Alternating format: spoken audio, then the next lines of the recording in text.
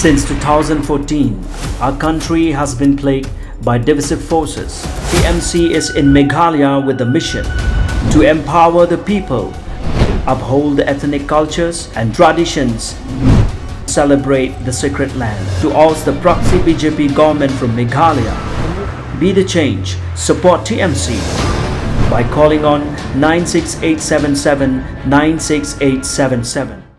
On the afternoon of 24th of August 2022, a person identified as Peter Hajong was apprehended by staff of the convenience store Jolly Belly in Police Bazaar, Shillong, while he was stealing some items from the shop.